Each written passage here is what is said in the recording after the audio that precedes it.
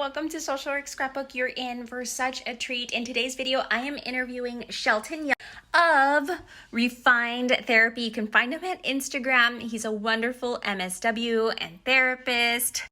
So stay tuned for the interview. It's going to be so insightful, especially if you're a male in the field of social work. Hello, I'm Shelton Young. I have a master's degree in social work and I serve as a therapist at the University of North Carolina at Greensboro. What led me to consider a career in social work? That's a really good question. As an undergraduate, I initially majored in elementary and special education, and during my internship experience, I found it difficult to teach lessons knowing that I had students in the room who were hungry, students in the room whose basic needs were not being met at home, students that were in the room that were being abused at home. I remember raising those concerns to my field supervisor at the time, and he was like, we don't get into that. You can make a referral to the school social worker. And I remember going to the school social worker, raising my concerns, but also taking that moment to learn more about the social work profession. And that day, I made up my mind that I was going to switch my major from education and take on a social work major with a concentration in school social work. So my grad school experience was really unique. I went to the Joint Master of Social Work program at North Carolina A&T and UNCG. It's the only MSW program that combines a PWI with an HBCU, and you're a student at both universities. I did an assistantship in housing and residence life as a program coordinator. My tuition was paid for. I received a stipend each month, and I had a meal plan, and I was also given a loft that I did not have to pay rent for. So I was incredibly lucky. When I decided to switch to social work, a few people told me, well, you're not going to make any money. I was just riding off passion. Like, this is what I wanted to do. I don't really care about the pay, but I can only speak from my experience. I did not get an opportunity to do social work with my BSW because I went straight on to grad school to get my MSW.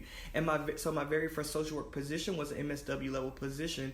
And I was able to live in comfort with that salary, and it's only increased from there.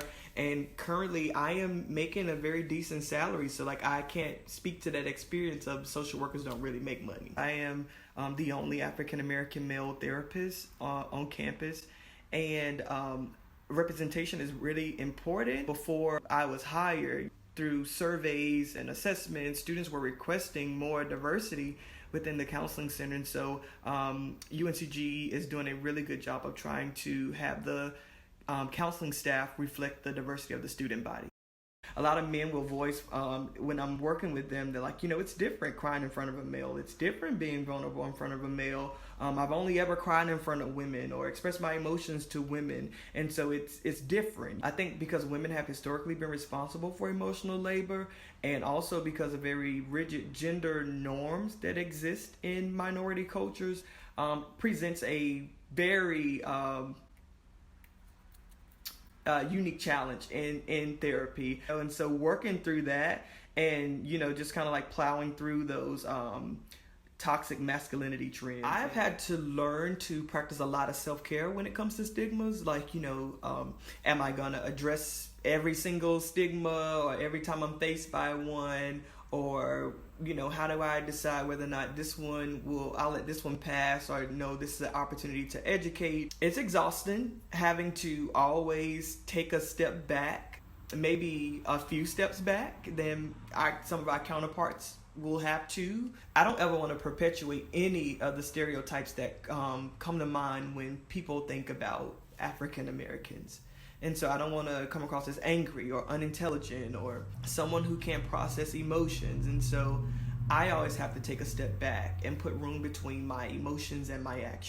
So have I ever experienced any prejudice while studying or working in a female-dominated field? I would say not a lot.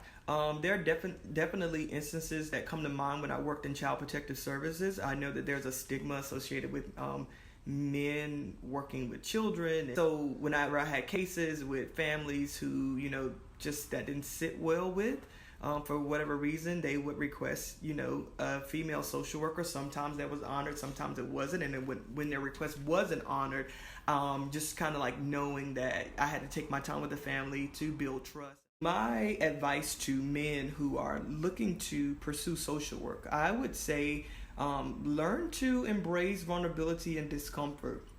I'm a firm believer that growth and comfort cannot coexist.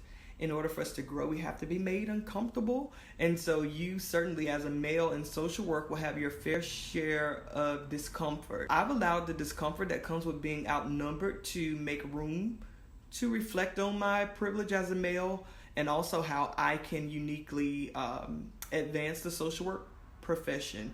I would say also it's been incredibly helpful for me to surround myself with other male social workers, just to bounce off different perspectives. I hope that you enjoyed this video, and if you enjoy interview type videos like this, I will share a whole playlist. You can check it out over here. Let me know if you're interested in sharing your social work perspective and giving us a tell-all interview. You can take over my Instagram page as well. I love creating community over there. So we'll see you there, and until next time, I'm wishing you social work success. Bye-bye.